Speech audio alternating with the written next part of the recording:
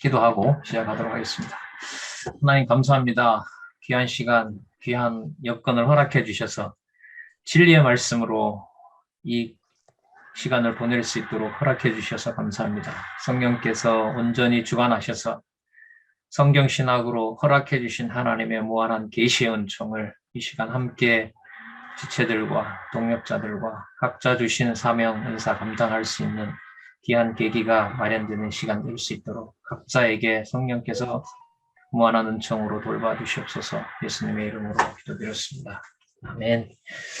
예, 우리 교재는요, 성경 강론 15권 8049 제3절 로마교회 설립경이 사도행전 21장 18절부터 28장까지 세 번째 단락 중심으로 성경 강론집의 의의를 성경 계시의 관점에서 좀 강조하는 시간을 갖도록 하겠습니다. 첫 번째 단락은 이제 내용 요약을 간단하게 하고 있죠. 이 요약부터가 벌써 의미 중심이에요.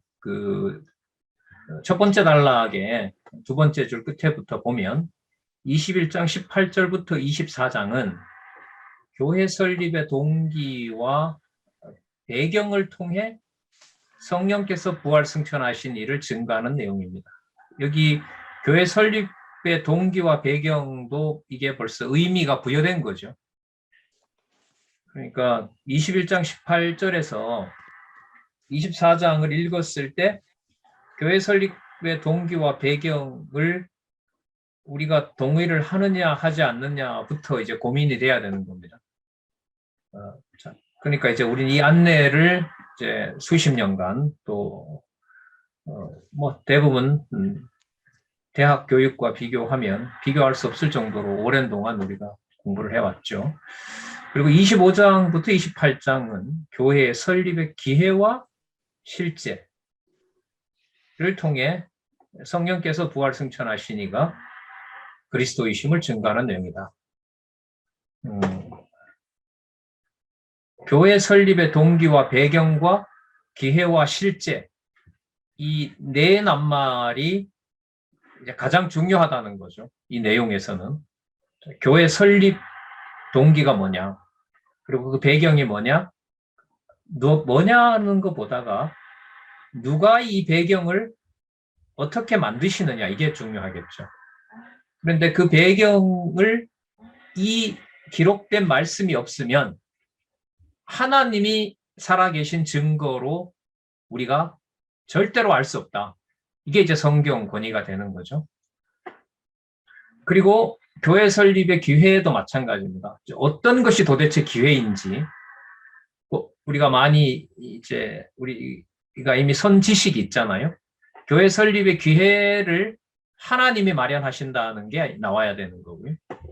그럼 실제는 어떻게 보면 동기와 배경이라는 게 약간 약속의 의미가 있다면 기회와 실제는 성취의 의미가 있을 수도 있어요. 사도 바울에게 로마에 대한 그 소명을 주시고 그쪽 방향에 맞추어서 사도 바울의 길을 정해 가시거든요. 에베소에 갔다가 가이사랴에 갔다가 예루살렘에 가서 2년 동안 예루살렘에 갔다가 가이사랴 빌립보에서 가이사랴 지방에서 2년 동안 구금되어 있다가 그 다음에 배를 타고 로마에 가고 로마에 가서 또 2년 동안 구금이 되고 하는 그 모든 과정들이 바로 성령께서라는 주어에 달려 있는 거죠. 이건 이제 이 제3절 마지막에 가면 나오기도 하고 8049 제3절 로마교회 설립경이 앞에도 보면 이제 앞부분 이방 지역 교회 설립에 대한 목적이 나왔죠. 문장을 의도적으로 끊지 않고 기록한 내용이잖아요. 한번 보면 이상과 같이 여호와 하나님께서 언약대로 성취해 주시는 목적은 영원하신 하나님의 존재와 속성의 영광을 선보하실 뿐만 아니라 언약 백성으로 하여금 언약대로 보내신 예수님이 그리스도이심을 확실히 믿을 수 있게 하심으로 하나님이 언약대로 성취하시는 여호와이심을 깨달아 알고 경외하며 섬기게 하시려는 데 있다. 이 지금 5줄에 이 저자는 마침표를 한 번도 찍지 않았어요. 그래서 제가 요즘 제가 글쓰기나 논술을 제가 전공을 했잖아요. 그래서 제가 한글을 제가 찾아보는데, 지금부터 일제시대 때니까요. 한 100여 년 전에, 100여 년 전이나 해방 초기에 글쓰기를 제가 유심히 보는데요. 옛날 우리 글들은 끊는 것보다가 마침표가 옛날에는 없었고요. 없었고, 읽는 사람의 생각과 지식에 따라서 그 글이 하나로 만들어집니다. 제가 지금 묘한 생각이 드는데, 좀 뭐 사이드 얘기입니다만은, 뭐 이런 자리니까 좀 말씀을 드릴게요. 앞으로 많은 여러분들이 글을 읽을 텐데, 신학책들의 한 7, 80%는 지금은 한 70% 되겠네요. 10권 중에 유명한 신학서적 70, 80%는 대부분 번역서입니다. 번역서다 보니까 이제 한글의 아름다움이라는 걸 잘 몰라요. 또, 그런데 지금 제가 이 성경 강론 전집의 저자는 문장을 안 끊기를 원하죠. 가능한 한 붙이기를 원하는데, 쉼표는 자기가 알아서 만드는 거예요. 근데 쉼표는 뭐 숨이 막혀서가 아니고, 그 의미를 단위로 끊을 때. 그래서 좀 근래에 제가 그런 문장들을 보는데, 초기에 한글을 영어의 영향을 안 받고 한글을 쓰시던 분의 문장들을 요즘 제가 찾아보는데 그런 문장들이 많아요. 지루하지도 않으면서 조사를 조금씩 바꾸면서 긴 문장을 써나가는데 그게 모르는 게 아니라 생각이 계속 연결이 되는 그런 글들이 있더라고요. 이런 부분들은 앞으로 이제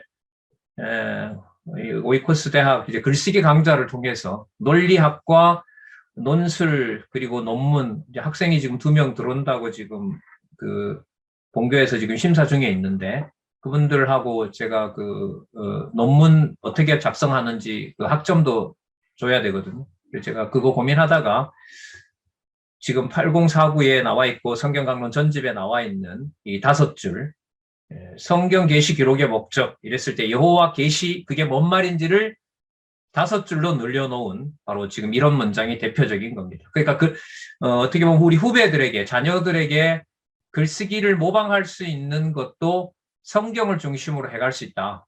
그렇게 좀 사이드 얘기를 좀 곁들여서 합니다. 자, 그럼 다시 돌아와서요. 로마교회 설립 경위에 가보시면 교회 설립의 동기와 배경, 설립의 기회와 실제 이 자체가 벌써 의미를 중심으로 하고 있다는 겁니다. 그러면 그 다음 단락에는 바로 이 내용들의 장절을 빼고 순서대로 이제 기록을 하고 있죠. 성경 계시 기록의 내용이 교회 설립의 동기와 배경을 비롯해 그 다음 단락 2번째 줄입니다. 교회 설립의 기회와 실제를 통해 증거하시는 것이다. 이러한 증거는 여호와 하나님께서 창세전에 작정하신 뜻에 따라 언약하신 말씀에 바탕을 두고 있다. 이게 이제 언약과 성취 섭리도 제일 바깥 동그라미라고 생각하면 됩니다. 그리고 그 다음 단락이 이제 신약과 구약을 하나로 묶으면서 로마교회 설립 경위에다가 맞추어서 정리해놓고 있는 거죠. 이게 우리 이른바 지금 신약 내용이기 때문에 또 성령에 의한 성취 내용이기 때문에 구약 근거 혹은 복음서 근거 이렇게 얘기를 하죠. 한 절이 나오더라도 성경 개론이 서론이기 때문에 성경 개론에 따라서 한 장 넘겨보면 시편 19편 4편도 성경 개론에 나타난 의미 분석 중심의 여호와 계시의 주제를 포함하는 시편을 얘기하는 거죠. 시편 19편 4절. 그 다음에 복음서 마가복음 16장 15절. 그리고 사도행전 20장 13절. 로마행에 대한 약속은요.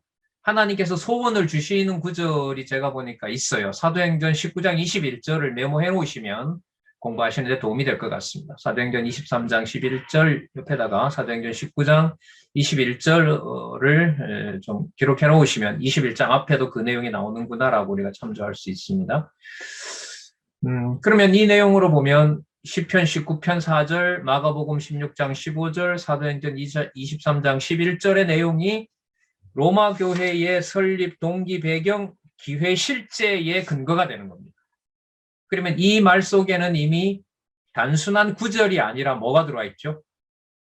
창세전 구조, 창세전 전제와 그 다음에 시편과 마태복음, 마가복음이라고 하는 성경 전체 부분이 이미 어디에 이 탁 조명을 붙이고 있습니까?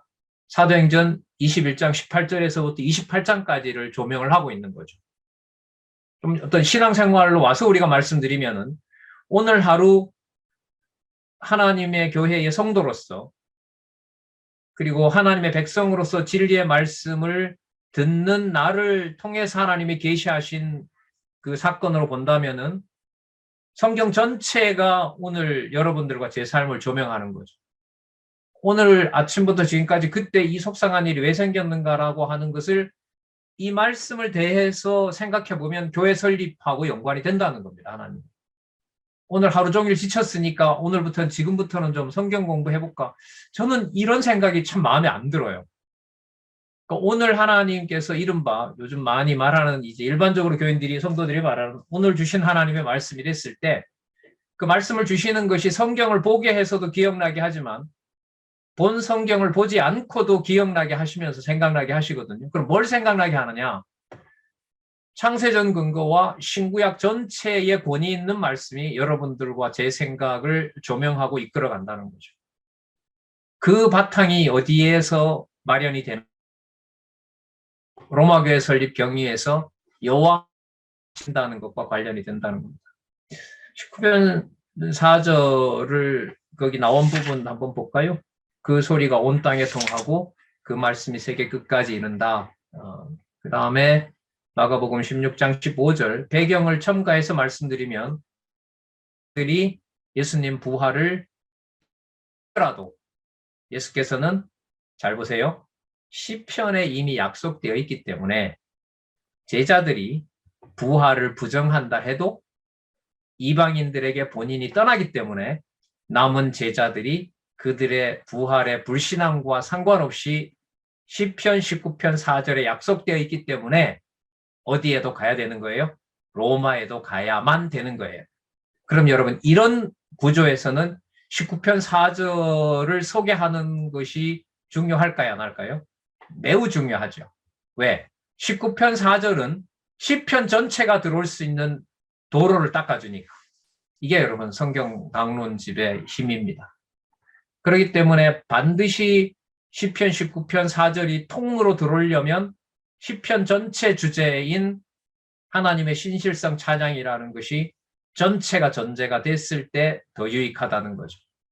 그래서 오늘 만약에 수업을 여러분들과 같이 공부를 마치고 나면 세 번째 단락에 해당하는 이 근거 구절이 지금 여기서는 3개밖에 나오지 않지만 여러분들이 스스로 공부하신다고 하면 여기에 시편 19편 4절에서 시편의 어느 구절 정도가 더 메모가 되면 좋겠죠.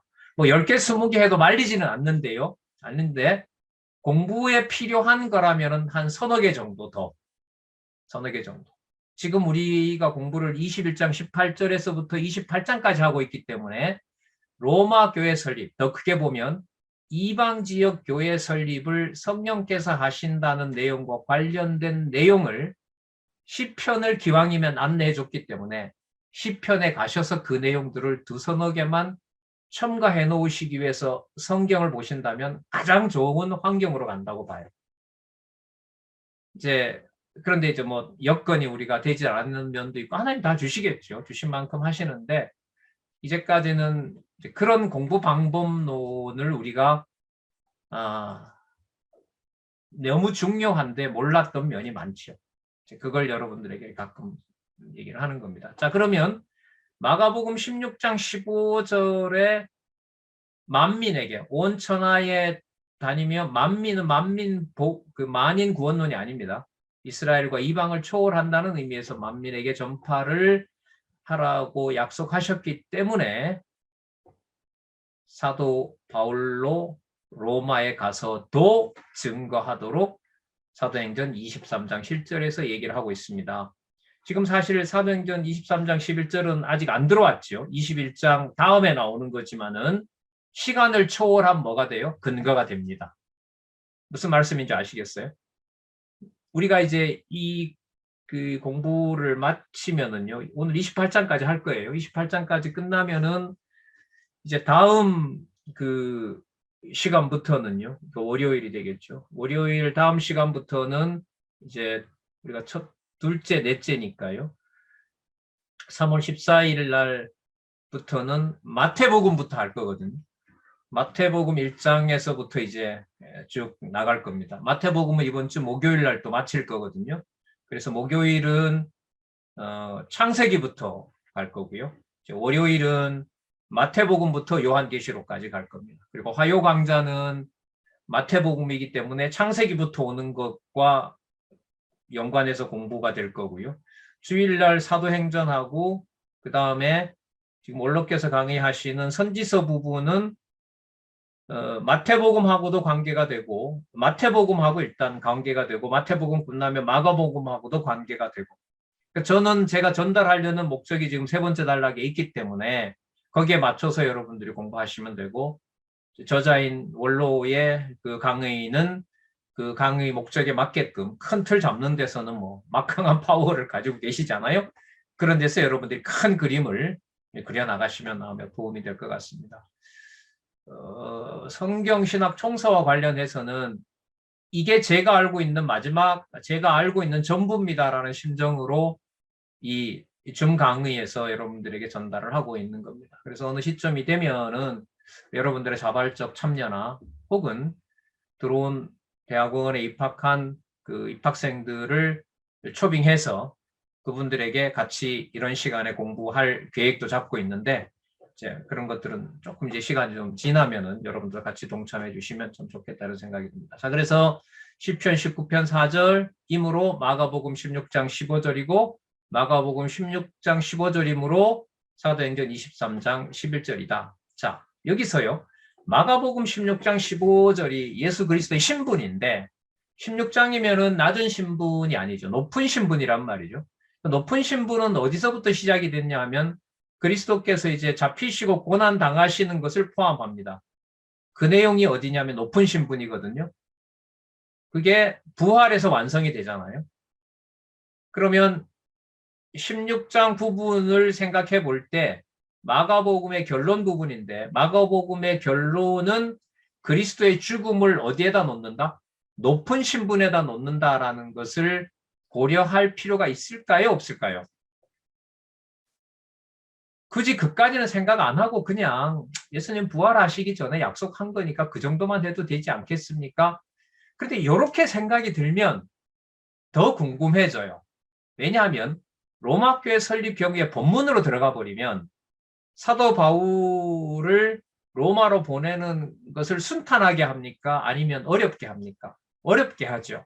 그럼 낮추신다는 거잖아요. 순종하게 만드는 거죠. 하나님이 교회를 세워나가는 방식에 순종하게 하시는 걸로 보면 마가복음의 낮은 신분이 높은 신분으로 이렇게 설명이 이어지는 과정에서 높은 신분 속에 뭐가 들어가 있어요? 낮아지는 신분이 있잖아요. 이건 이제 신학적으로 중요해요. 왜냐하면 그리스도의 낮아지는 것이 아버지의 순종이 되므로 그게 뭐가 되는 거죠? 아버지가 높은 자, 낮은 자가 높다라는 말씀을 예수님이 하시기 때문에 저는 이 부분까지 갔으면 좋겠다는 생각이 들어요. 그래서 지금 할수록 지금 강하게 다가오는 게 뭐냐면 점점 강하게 다가오는 게 뭐냐면 어느 선에서 우리가 얘기하는 장절, 권, 장절 한쪽 가로 정도의 틀만 가지고 있으면 세 번째 단락은 오류 없이 전달할 수 있다. 제가 아까 마가복음에서 썼던 건 뭐죠? 마가복음 3개 중에 뭐였으면 낮은 신분만 썼어도 이게 바로 들어오거든요. 바로 들어온다는 말은 뭐에 연관이 된다는 거죠? 사도행전 21장 18절에서부터 28장까지의 로마 교회로 보내는 하나님의 섭리 방법을 근거를 어디서 찾을 수 있다? 마가복음 16장 15절이 들어있는 높은 신분에서 찾을 수 있다는 거죠. 그 정도면 범위가 많이 넓어진 거 맞죠? 이런 범위 넓히는 것이 이제 만약에 창세기부터 말라기까지 한다고 하면 저희가 볼 때는 상당한 그 정보가 되는 겁니다. 그리고 아까 부탁드린 대로 그 다음 시간까지 여러분 적어도 다른 그 진도에 맞춰서 공부하시는 것도 있겠지만은 기왕이면 여기서 확인해 준 내용에 한두 구절 정도 더 찾아보는 거, 검색을 해서라도 그게 이제 내게 되고 어떻게 보면 개인에게 확인되는 공부가 된다는 거죠. 그걸 이 책을 쓴 저자는 닦아놓고 있고 그렇게 하기를 부탁드리고 있는 거고요. 그 부탁을 드리는 게 이제 하나님께서 작년에 허락해 주신 제도권에 들어와서 한번 열심히 탐구해서 사람들이 인정하는 제도 속에서 복음을 한번 전해보지 않을래? 이런 제안을 하나님이 하신 게 아닌가. 이런 이제 고민을 하고 있었는데 지금 어쨌든 이 세 번째 단락을 이렇게 공부하게 된 상황하고도 좀 연관이 되는 것 같아요.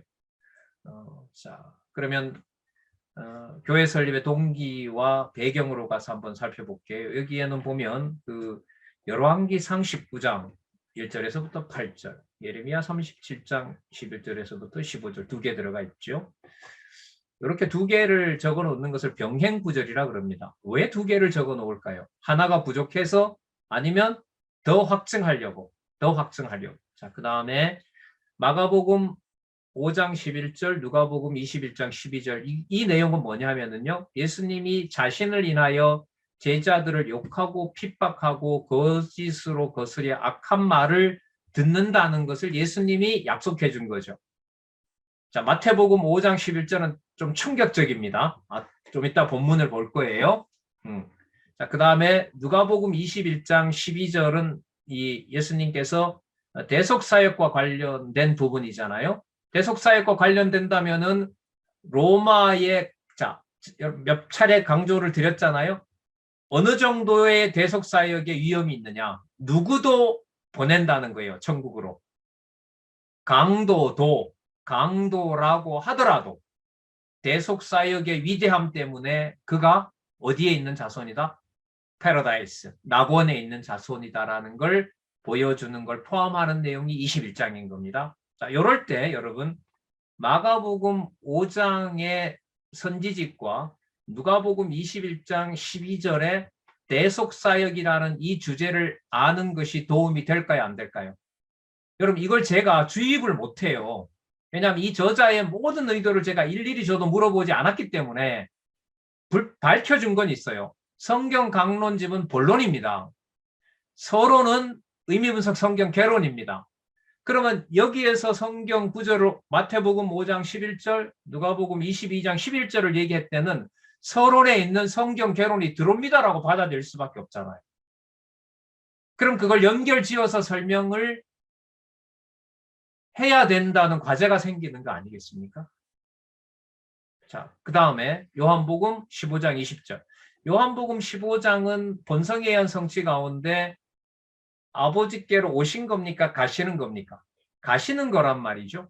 그럼 가신다는 말은 그분이 본래 어디에 계신 누구라는 겁니까? 하늘에 계신 하나님이시라는 거잖아요. 로고스가 곧 하나님이라는 엄청난 등식이 성립한다는 겁니다. 이 내용이 다른 내용에 핍박받는 것도 있는데 요한복음에 사람들이 예수님을 핍박했으므로 제자들도 핍박할 것을 언약하도록 섭리하셨다고 하는데 마태복음에도 핍박받는다. 누가복음에도 핍박받는다.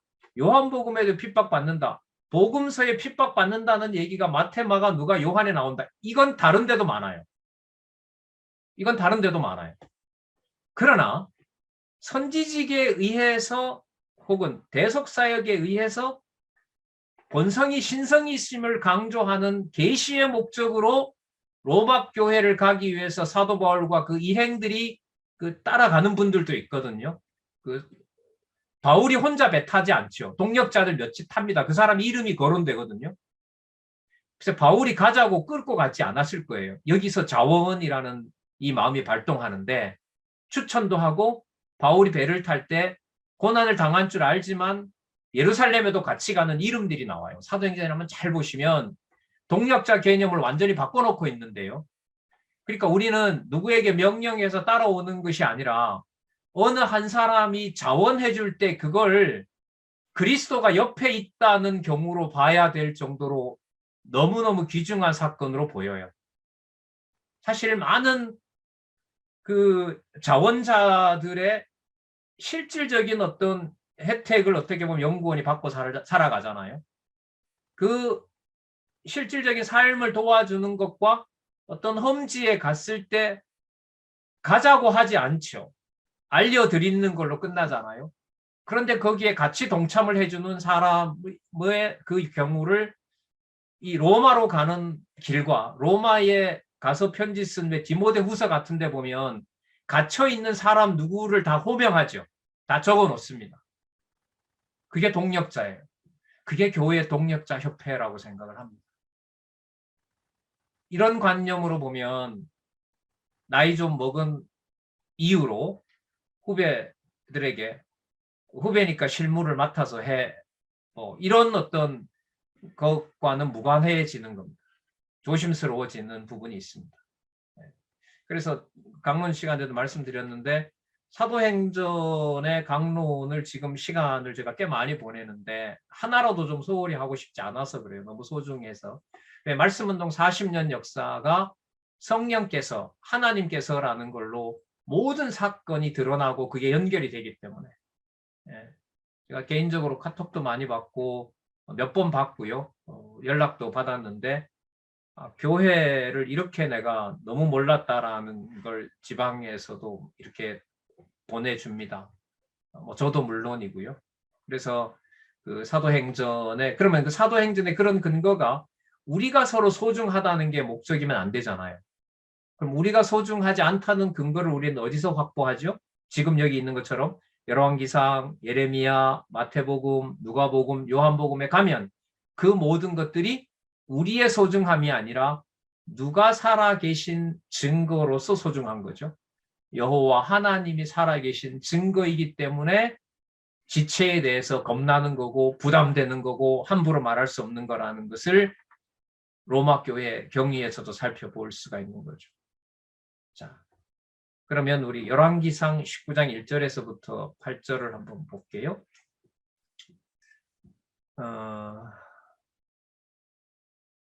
글쎄요, 뭐 성경을 읽으시라고 하면 부담이 안 되실 것 같은데. 이명순 집사님 아니요? 읽으실 수 없어요? 네, 네, 읽을 수 있어요. 네, 감사합니다. 그러면 열왕기상 19장 1절에서부터 8절을 좀 부탁합니다. 열왕기상 19장 1절.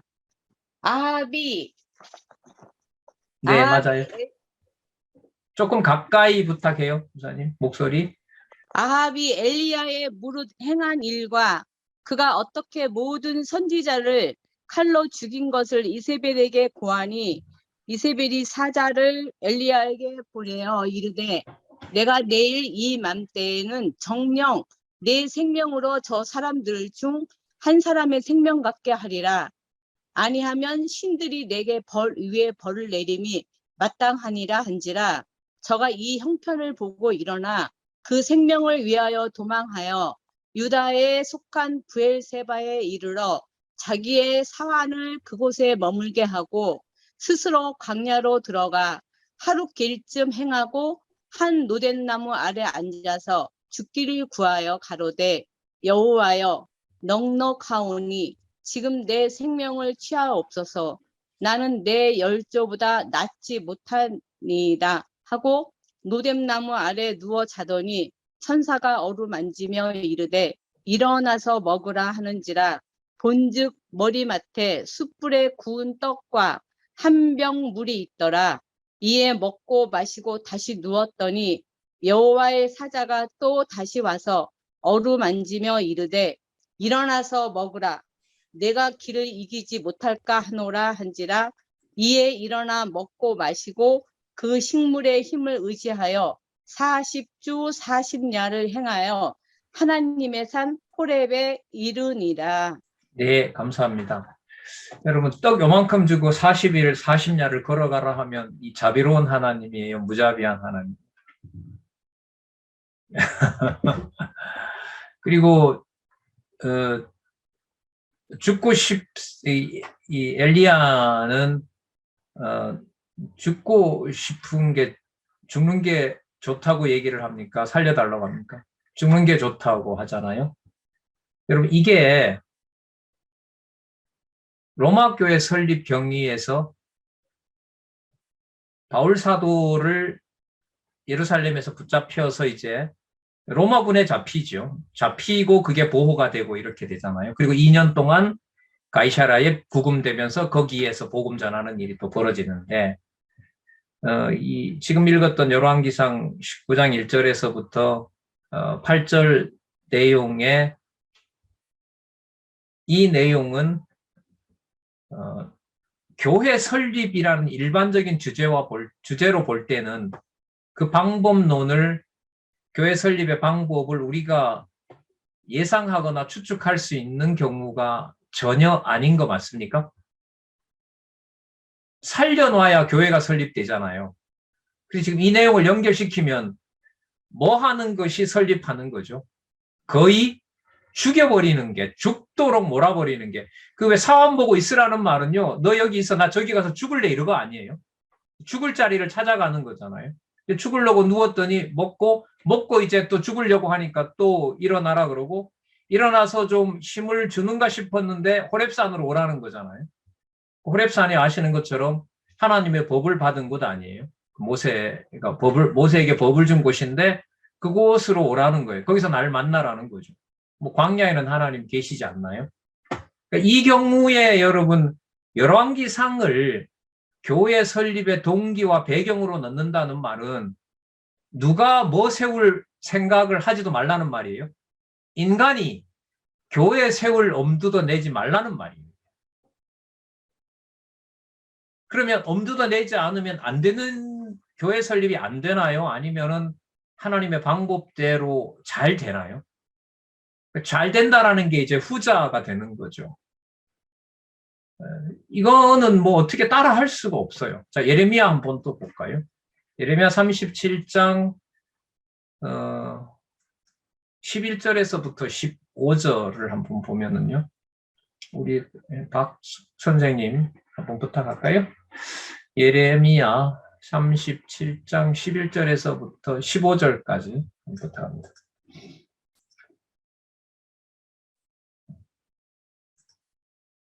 네.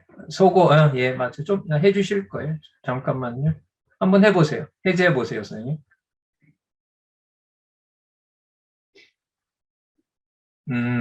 아마 다른 볼일 보시니까요. 제가 읽겠습니다.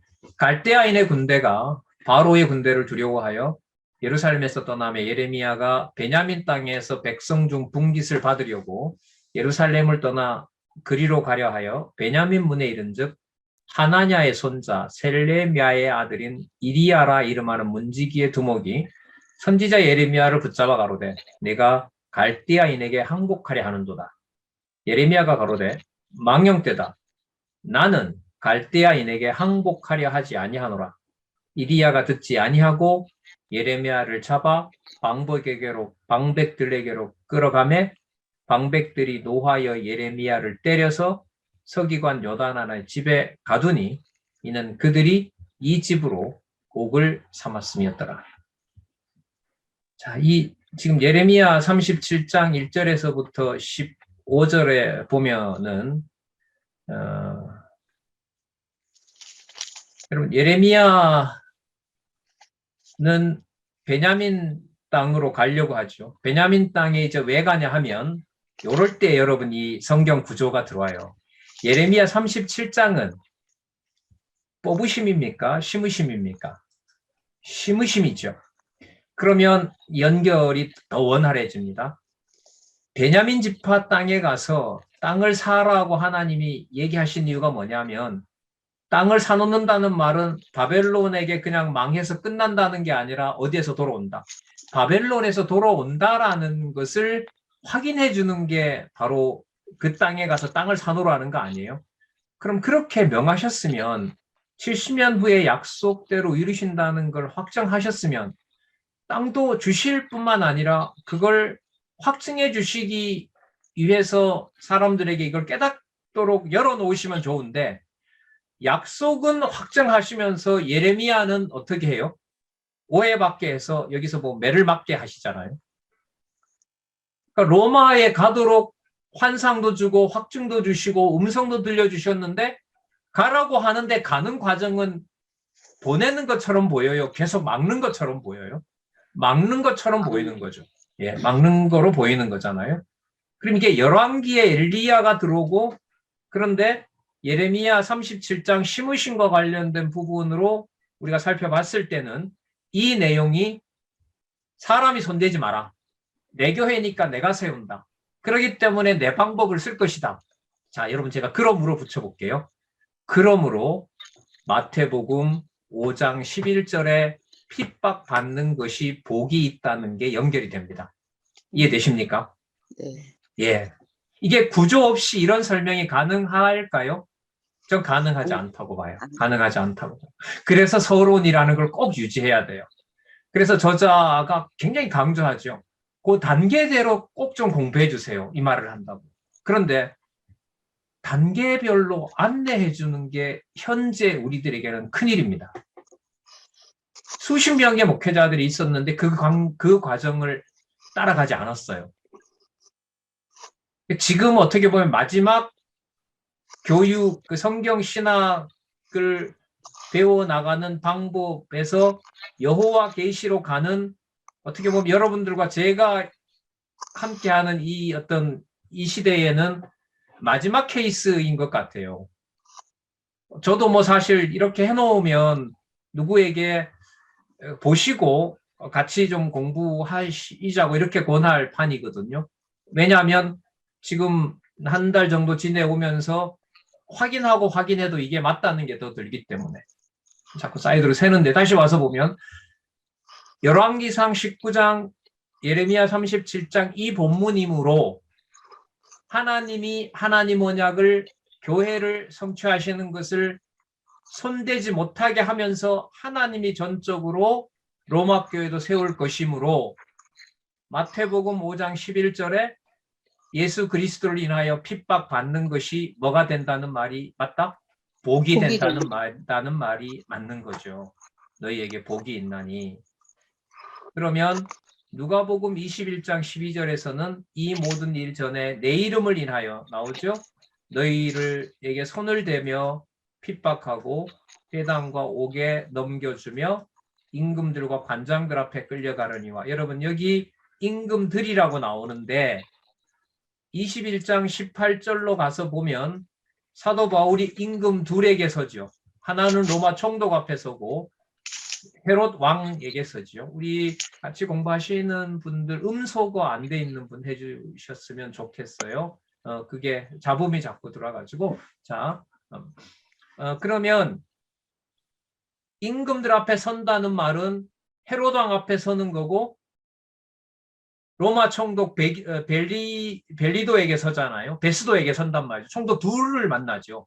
2년 있으면 총독 둘을 만나는데 지금 어디로 가는 과정이죠? 로마 황제를 만나러 황제에게 심판을 얘기한 거 아닙니까? 그렇다면은 예루살렘에 가서 그 붙들리는 신세가 되고 유대인들은 기소를 하고 그 사도 바울은 이제 변호를 하기 위해서 로마로 가는 이 재판을 받는 신분으로 가는 어떤 이 상황이 되고 배길은 난항이 되는데 그 난항이 되는 길이 마태복음 5장 11절과 연관이 되면 핍박받고 고난의 길이라는 게 뭐가 맞아요? 복이라는 연장선에 있는 거죠. 그러니까 이런 구절이요. 뭐 생각을 띄워준다기보다 좀 아주 나이브하게 말씀드릴까요? 좀 몸서리 쳐지는 거죠. 역시 이 방법이야? 하나님 방법이야? 이렇게 이제 이 설명을 해야 되는 거거든요.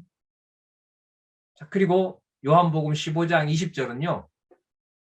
제가 그런 말씀 드렸는데 마태복음 예수님 고난 당하는 거 보면은요. 약간 찡해요. 슬퍼요.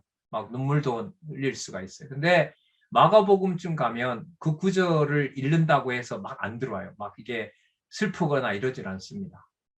누가복음에 가면은요. 고난 받으면서 사단이란다. 강도를 낙원에 보내는 사건에서 보면 위대함이 이런 분이지 과연 이런 게 몰려와요. 요한복음에 가면은요. 빨리 돌아가세요. 누구시니까? 하나님이시니까. 어디로 가셔야 되니까? 하늘로 가셔야 되니까. 이렇게 돼요. 그러면 요한복음 15장 20절에 고난 받는다는 언약은 더 이상 아까 마태복음 15장 11절에 복 있다고 하는 내용 정도보다가 훨씬 더 큰 개념이죠. 뭐 해도 좋은 상황인 거죠. 죽어도 좋은 상황이 요한복음 15장 내용이니까. 그러면 여러분 이 정도의 근거는 사도행전 21장 18절부터 28장까지 나오는 모든 바울의 고난과 관련된 일정들이 여호와 중심으로 설명하기에 단단한 울타리가 될까요? 안 될까요? 되죠. 어느 부분 본문에 들어가더라도 지금 말씀드린 것을 여러분이 확증하셔서 보신다면 사도행전 21장 18절부터 28장까지 어느 부분을 읽더라도 큰 오류가 있을까요? 없을까요? 없죠. 여호와 계시를 설명하는데 부족함이 있을까요? 없을까요? 없죠. 그럼 오늘 확인했죠?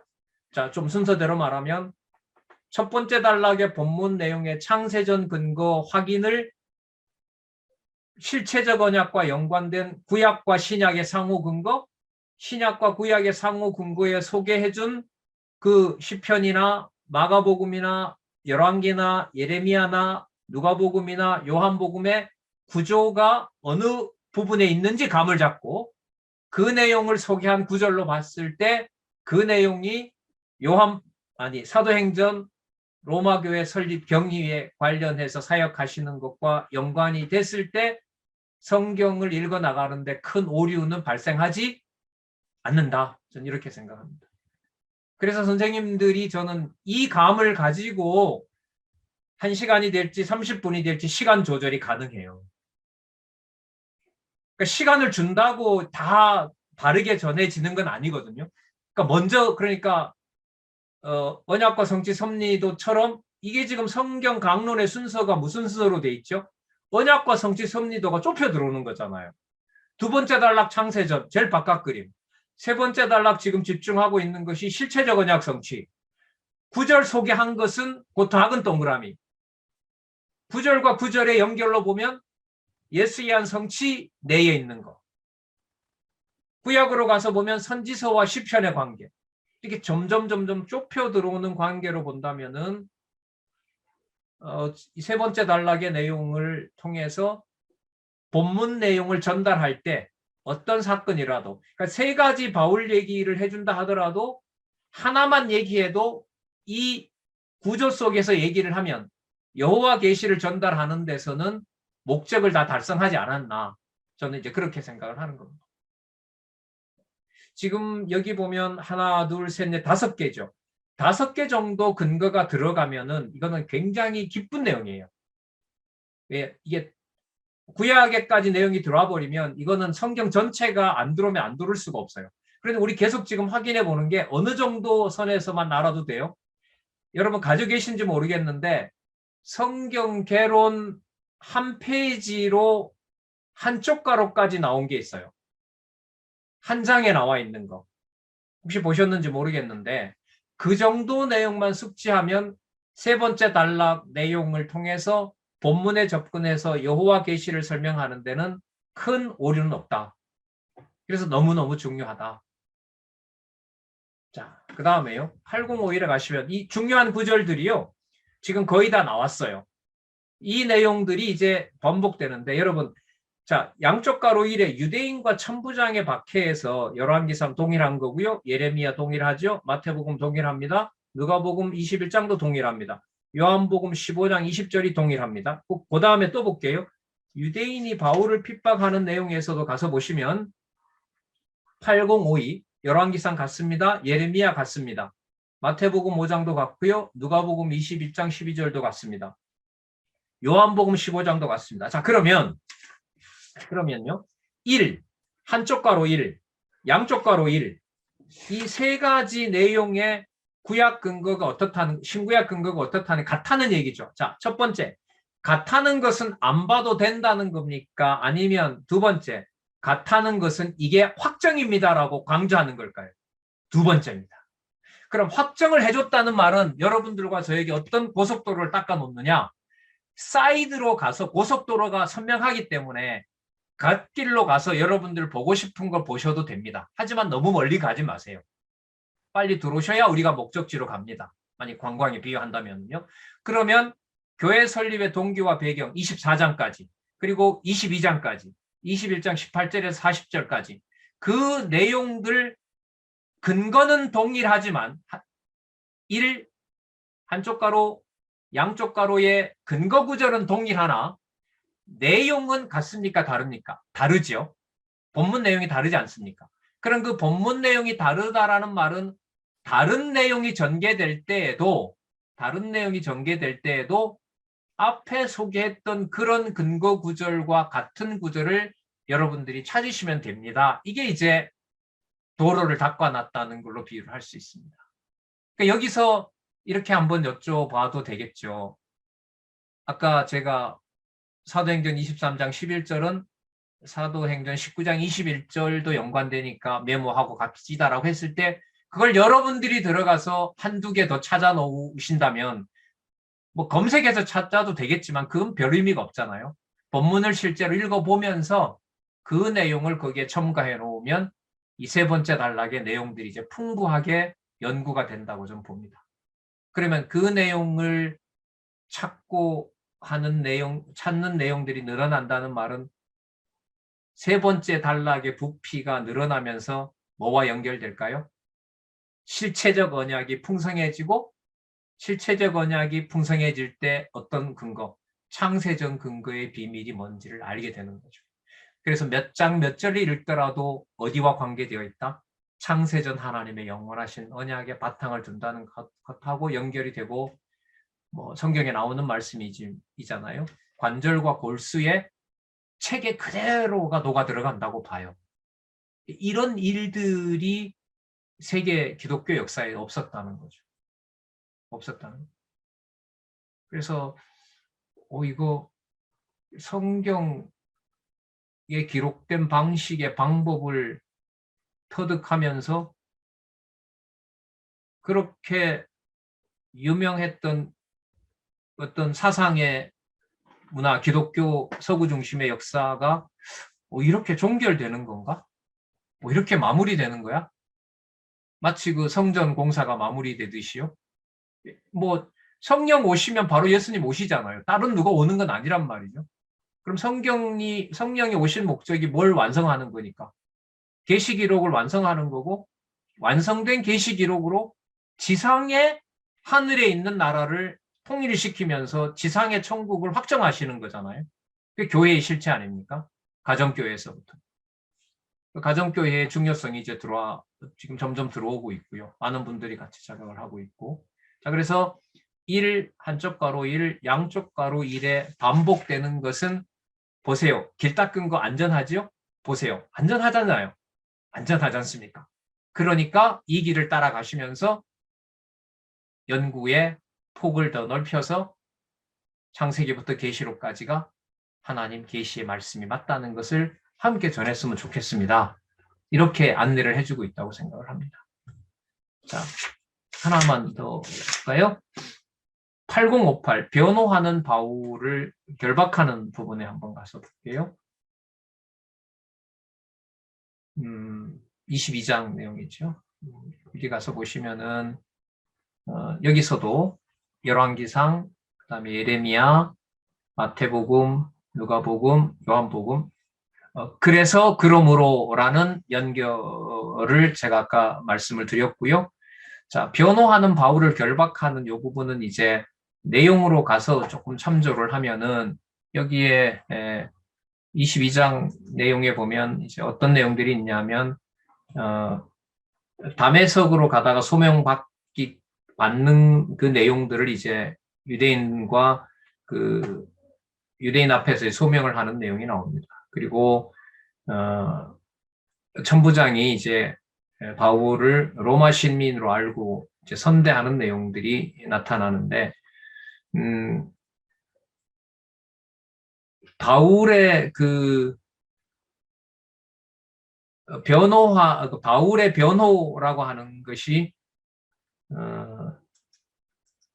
이 듣는 사람들이 유대인들뿐만 아니라 이방인들도 듣고 또 이방인들 중에서 누구도 듣죠. 로마 사람도 듣죠. 로마 사람들에게도 이제 복음이 전해지는 그 상황이 되는데 로마행으로 가는 그 과정을 하나님께서 다른 방법을 쓰셔도 좋은데요. 제가 이제 눈에 들어오는 것은 뭐냐면 거기에 몇 년을 붙잡아 놓죠. 2년을 붙잡아 놓죠. 2년이 감금인데 실제로 보면 이 천부장이 바울에게 면회의 자유를 줍니다. 그러니까 바울이 나갈 수는 없어요. 그러나 원하는 자는 누구라도 바울에게 와서 뭐 할 수 있어요? 배울 수 있도록 하는 거죠. 그러니까 로마 교회 설립 경위에서 여러 가지 일을 준비를 하는 게 아니에요. 하나님이 바깥의 일을 준비해요. 풍랑도 준비해놓고 탑승자도 해놓고 뭐 어떤 과정을 통해서 어디로 배키가 돌려져서 로마로 가는지는 하나님이 해놓으시는 거고요. 그 일정은 바울을 정작 하나님이 준비하는 내용으로 봤을 때는 뭘 하게 해요? 성경 강론을 하도록 준비하시는 거죠. 여러 일정이 바쁘지만은 바쁜 일정을 어디에 집중하도록 만들어요? 말씀을 전하는 일에 집중하게 하죠. 근데 지금 상황으로 보면 지금 강론할 수 있는 상황이에요? 아니에요? 전혀 아니죠. 전혀 아닙니다. 그러면 이게 무엇을 보여주냐 하면 아까 보세요. 하나님이 정하신 뜻을 사도행전에 기록한 목적은 뭐냐면 교회 설립이잖아요. 지금은 로마 교회 설립인 거 아니겠습니까? 그럼 우리가 아까 사용했던 걸 한번 지금 본문 내용을 어느 정도 말씀드린 걸 가지고 연결을 시켜볼게요. 아까 열왕기상에 보면 일하지 않고 나 그냥 죽겠다라고 하잖아요. 그런데 어디로 데리고 가요? 호렙산으로 데리고 가서 하나님의 법이 어떤 것인지를 엘리야에게 다시 확정해줘요.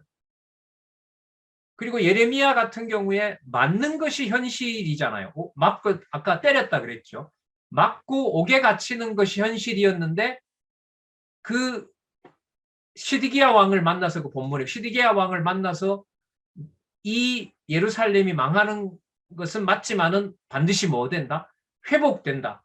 여러분 그 회복되는 내용이 교회 설립하고 연관이 됩니까? 안 됩니까? 되죠. 되잖아요. 여러분 예레미야 1장이 예레미야를 이스라엘의 선지자로 세웠다 했을까요? 열방의 선지자로 세웠다 했을까요? 열방의 선지자로 세웠다 했어요. 이게 무시가 안 되는 거예요. 이게 그러니까. 그러니까 보세요. 그러면 여러분 틀이 먼저겠어요? 본문 구절이 먼저겠어요? 틀이 먼저예요. 틀을 먼저 잡고 그게 들어오는 거지 몇 장 몇 절이 있다고 내용이 넓어지는지는 않아요. 자 그러면 마태복음 5장 11절 복 있다라는 내용 이거 무슨 직이죠? 선지직이죠.